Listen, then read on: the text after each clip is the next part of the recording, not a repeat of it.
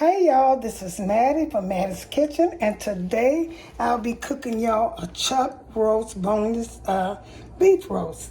And it's 8 pounds, and I'll be, for 8 pounds, I think I'll probably cook this about 4 hours, about 4 hours.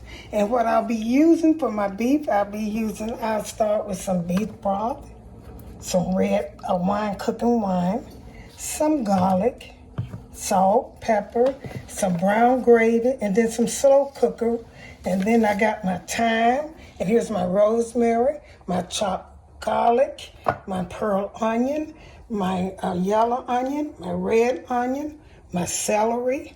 And here's my bacon. I'll be using some bacon grease to sear my roast in, and my carrots, and my potatoes. And these are things that I'll be using. These are all ingredients I'll be using.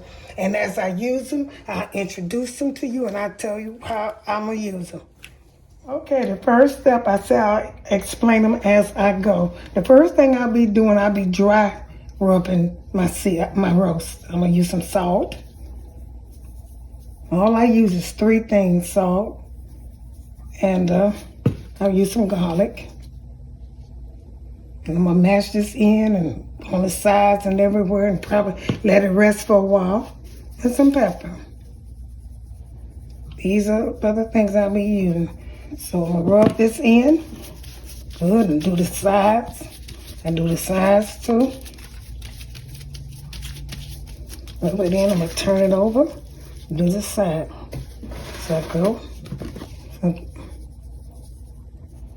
Rub it in. Make sure this is a good piece of meat. It's a good dish for Christmas. You know, you can eat this for Christmas, and it's good. It's really good have all your vegetables.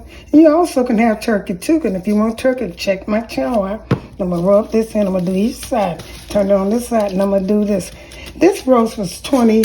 It's not that big, about 4 pounds. It was 8 pounds. I'm sorry, 8 pounds. It was almost $25. That's a good deal. And if you want to cook this, some people can't afford it, and I understand that. Get you one, catch one on sale, and get one and put it in your oven. In your freezer, and wait for Christmas.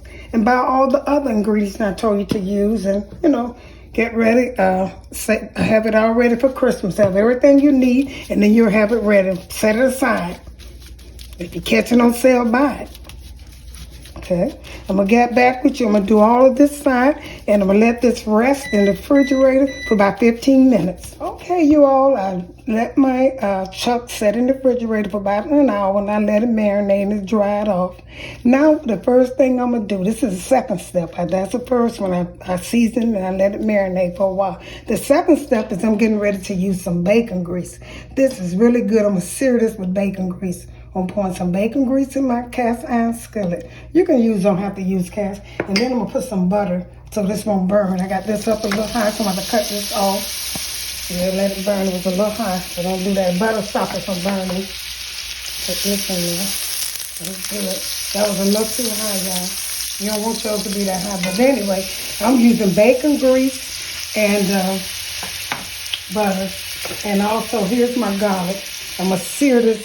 Here's my fresh garlic I'm going to put in here and let this cook a little bit with this bacon, with this grease and butter. And I'm going to put some rosemary in here. Once that cooks down, I'm going to put some rosemary. I don't want it to start pumping. I'm going to set it aside. Just add a little more. See, that's what happens if you let it get too hot. When it's cool off a little bit, I'm going to get back with you. Okay, you all, put my rosemary, and I had to turn the stove down a little bit. My garlic got a little, warmer than I wanted them to, a little brown, but that's okay. That's all right. I'm getting ready to put my roast in here. This is so good, but it smells so good with this garlic and this rosemary. You let it sear. I'm going to let it sear, cut my stove back on. I'm going to let it sear until it turns brown on each side. I'm going to set it in here and let it sear. Oh, that smells so good. That garlic and the thyme and that butter and that bacon grease. Okay, I'm going to let this sear for a while. While it's searing, I'm getting ready to make my sauce to go in my over my roast. Okay, tried that brown on one side and I turned it over and it smells so good. Like a big steak and it looks so good with all the garlic and thyme and butter and bacon grease. This, ooh, my goodness, it smells so good. I'm going to try to find a way to sear it on, you know, the other side. Sear them right, turn them over and sear them. Oh, it's heavy. It's a heavy piece of meat and I got to work with it. And this is so good, y'all. Look at this.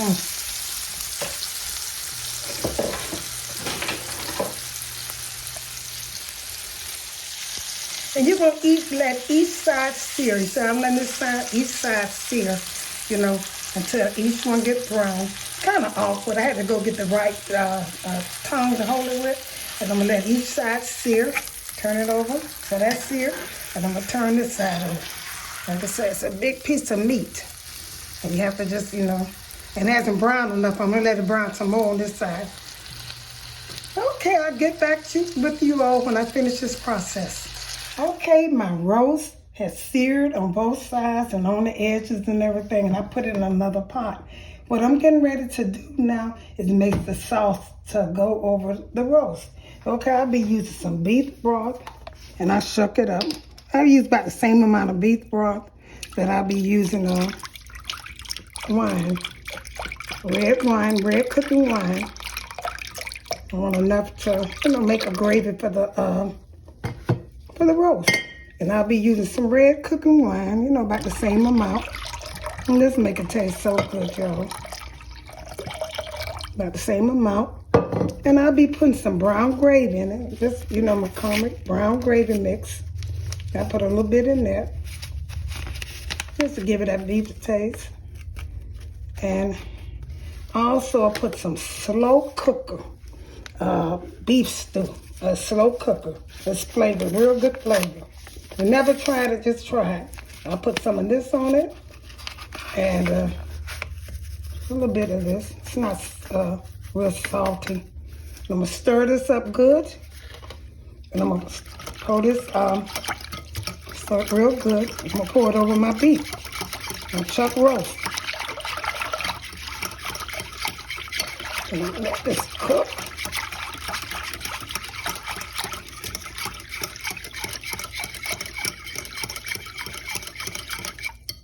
So, I get my little dipper.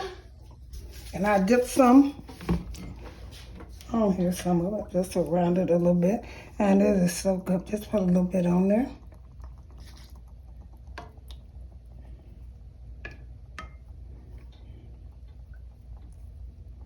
Okay. And I'm going to pour this all around it. Just pour it around it. Pour it in the pot. So your gravy already going to be made, boy. I'm missing some of that, missing the pot over here. Okay, I'm going to get back with you all. What I'm getting ready to do now, I'm going to season some butter and salt and pepper to go over these potatoes that going to go around the roast, the vegetable, the potatoes, celery, and carrots. Put some pepper in here because I'm seasoning, that's what I'm doing, I'm seasoning my vegetable with salt and pepper and butter. I'm going to stir this up good, and I'm going to pour it right over this and mix these up. Mix this with the vegetable.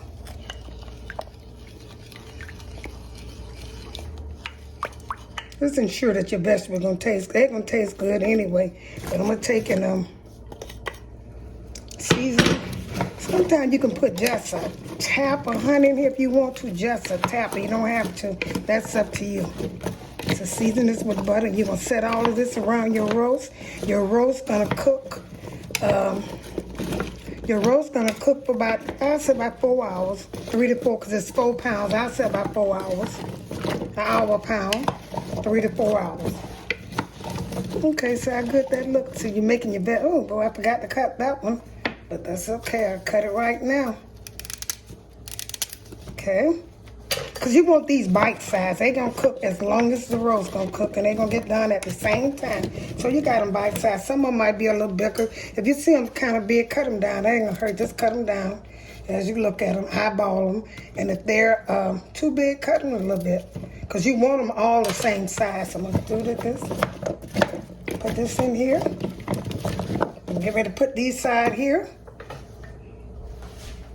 Put them aside. See, now I'm going to take these vegetables and put them alongside the roast. I'm not going to put them on top of the roast. I'm going to try to put them right on the side so they can cook. And it's going to wrap them up. You're going to wrap them up real good. And you're going to take and let them stay in the oven. Don't uncover them. Don't uncover them till they cook about 4. If yours is about 4 pounds, I say about 4 hours. Most likely 3.5 hours. After 3.5 hours, you can take and you can take and look at it and see how it's going. Here goes some onions. I'm gonna take all these. These are yellow onions. They will go around here. I use 3 types of onion. I also got some red onions. We'll put around here. This is vegetable. This is gonna be so good. You season it with all that stuff, and it's gonna be so good. It's just cooking time. It's a long cooking process. I'm gonna put the onions. Now here are some pearl onions. I'm gonna put it around here. These are my pearl onions. I like a lot of vegetables, so that's why I save my juice. I don't throw it. If I have to make some more juice, I save it, and so I can have enough. And put these around here. And I'm gonna put a little bit more of these color ones around here, the carrots, and that's all I'll be putting around here because I season my vegetables. That's all, and I'll get ready to put this in the stove. My stove is heated to 350, and like I say, I'm gonna cook, and then I'll check them.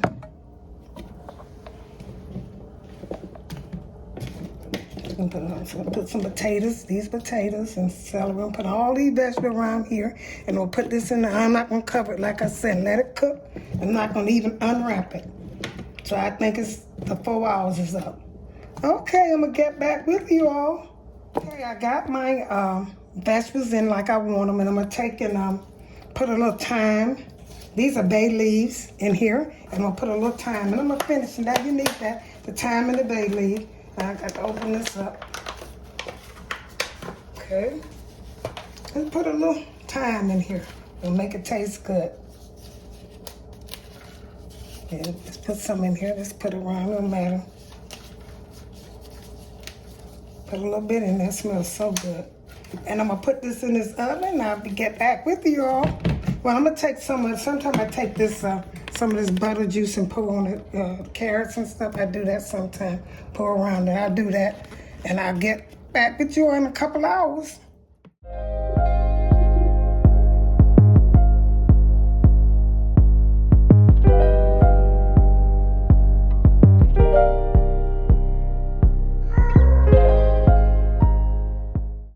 Thank you all for tuning in to Mattie's Kitchen. I hope you enjoyed this presentation of my chopped beef stew. If you enjoyed this video, check out my next one that's coming up. And I'll be putting out some other dishes for Christmas. This is a dish that you must have for Christmas. Very good, warming, and very tasty. Thank you again for tuning in to Mattie's Kitchen, and have a wonderful Christmas.